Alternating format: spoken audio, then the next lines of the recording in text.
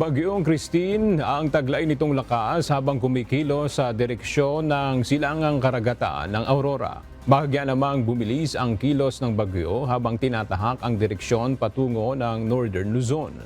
Sa ngayon ay nakataas ang wind signal number 2 sa malaking bahagi ng Luzon region. At para alamin ang latest sa Bagyong Christine, narito ang update mula sa Pag-asa Weather Forecasting Center. Magandang araw, narito ang latest update natin sa tropical storm na si Christine na may international name na Trami. Nagpalabas po ng Tropical Cyclone Bulletin number 12 ang Pag-asa ngayong alas 11 ng umaga. So dito sa latest satellite image animation makikita natin offshore o nasa dagat pa rin yung tinatayang sentro ng tropical storm na si Christine. Subalit yung makapal na ulap nito, simula pa nga kahapon, ay nakakaapekto na sa nakararaming bahagi ng Luzon, ilang bahagi ng Visayas at ng Mindanao. Kanina alas 10 ng umagang sentro ng tropical storm na si Christine ay tinatayang nasa layong 255 kilometers ang layo, silangan ng Baler, Aurora. Taglay ng bagyo ito ang lakas ng hangin na umabot hanggang 85 kilometers per hour malapit sa gitna nito. Yung pagbugso naman aabot hanggang 105 kilometers per hour. Sa ngayon kumikilos ito sa direksyong north-northwest sa bilis naman na 30 kilometers per hour. Dahil sa kasalukuyang sitwasyon, lokasyon at lakas ng bagyong si Christine, nakataas po ang tropical cyclone wind signal number 2 dito sa mga lugar na naka-highlight ng yellow sa ating mapa.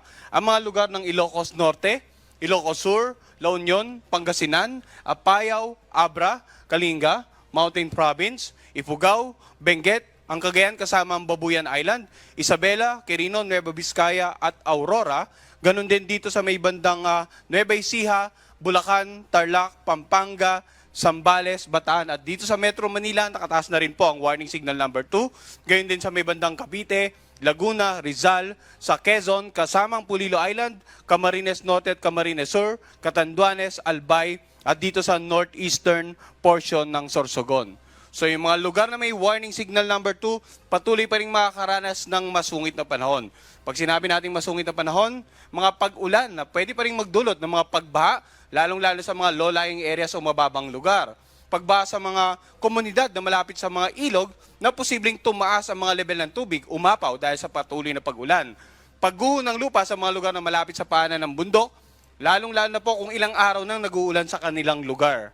Samantala, wind signal number 1 naman nakataas sa mga lugar na naka-highlight ng light blue sa may bandang Batanes, dito rin sa may bandang Batangas, Occidental Mindoro kasama ang Lubang Island, Oriental Mindoro, Marinduque, Sarumblon, Calamian Island, natitirang bahagi ng Sorsogon, sa Masbate kasamang Ticao at Burias Island. Warning signal number 1 din dito sa may bandang Visayas area, Aklan, Capiz, Antique kasamang Caluya Island, Iloilo, Guimaras, dito sa northern portion ng Negros Occidental at northern portion ng Negros Oriental, northern and central portion ng Cebu kasama ang Bantayan Island at Camotes Island, sa may bandang Bohol, Eastern Samar, Northern Samar, Leyte, Biliran at Southern Leyte. Warning signal number 1 din, bandang Mindanao area, particular na sa Dinagat Islands, Surigao del Norte kasamang Siargao at Bukas Grande Group.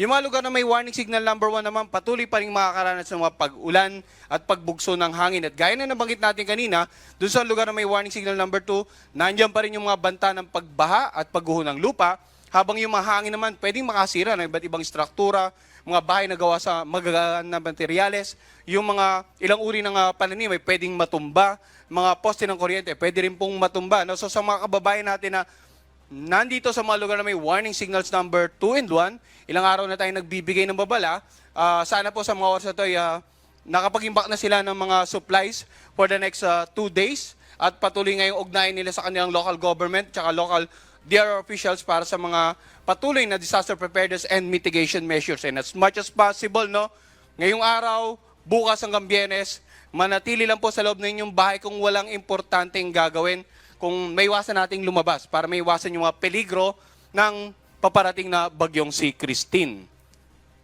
Ngayon, ano nga ba inasa natin pagkilos nitong naturang bagyo? Kailan ba magla-landfall? So, ito yung current location ng bagyong si Christine, offshore pa rin or yung sentro, nasa karagatan pa rin. Pero pinakita nga natin kanina, yung makapal na ulap nito, sakop ng buong Luzon, nakararaming bahagi ng Visayas at ilang bahagi ng Mindanao. Inaasahan natin na posibleng mamayang gabi ay ma-upgrade or mas lalong lumakas pa ito possibly severe tropical storm category bago maglandfall dito sa may bandang Isabela area. Pero ulitin po natin, no, yung area probability nagpapakita na posible pa rin may mga senaryo na hindi natin nirule out na pwedeng somewhere over the Cagayan or possibly the northern part of Aurora, posibleng maglandfall ang bagyo, yung sentro ng bagyo. No? So itong lalawigan ng Cagayan, Isabela at Aurora, dapat po handa sa posibleng landfall scenario. At yung mga lugar na binanggit natin na may warning signals number 2 and 1, dapat handa na po sa mga oras na ito sa paparating na bagyo. Nga, inaasahan naman natin na simula mamayang gabi hanggang bukas ng umaga, tatawarin ng sentro ng bagyong si Christine, itong bandang Northern Luzon area. At bagamat yung sentro, tatawid sa Northern Luzon area, inaasahan natin, nandiyan pa rin po yung babala natin sa mga ilang bahagi, ilang lalawigan, Central and Southern Luzon at maging ilang bahagi ng Visayas na maapektuhan pa rin po ng bagyo. So, hindi lamang po yung binanggit ko kanina tatlong lalawigan dapat maganda, no, yung posibleng unang tamaan, kundi, ulitin ko, lahat ng lugar na may warning signal. And then, titingnan natin yung forecast track, posibleng sa darating na Biyernes, halos nasa northwestern boundary na to ng ating air responsibility, no? Biyernes ng umaga. And possible, Biyernes ng hapon hanggang gabi, tuloy itong lalabas ng ating air responsibility. Pero dahil napakalawak ng bagyo, kahit po lumabas ito ng PAR sa darating na Biyernes, posible pa rin tayong may warning signal dito sa western section ng Northern at Central Luzon. Kaya tantabayanan po natin mga kababayan yung 3-hourly update na po natin sa bagyong si Christine dahil nga inaasahan natin na posibleng maglandfall at tumoyd ang bagyong ito.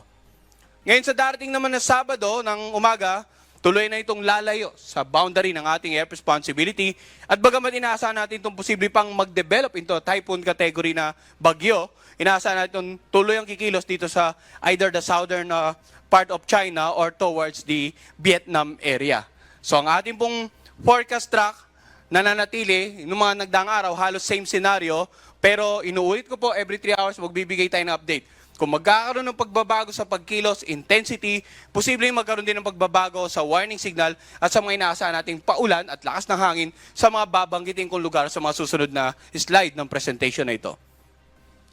In terms of paulan, ano nga ba inaasahan natin? Ngayong araw, may mga pag-ulan tayong inaasahan na posibleng umabot ng more than 200 millimeters sa Cagayan, Isabela, Apayao, Aurora, Quezon, Catanduanes, Camarines Norte at Camarines Sur. Samantala, heavy to intense rains naman ngayong araw, natitirang bahagi ng Cagayan Valley, natitirang bahagi ng Cordillera Administrative Region, sa buong Ilocos Region, sa Rizal, Albay at Sorsogon. Moderate to heavy rains naman ngayong araw, natitirang bahagi ng Central Luzon, natitirang bahagi ng Calabarzon, sa Metro Manila, sa Occidental at Oriental Mindoro, Marinduque, Romblon, Calamian Island, Masbate at Northern Samar.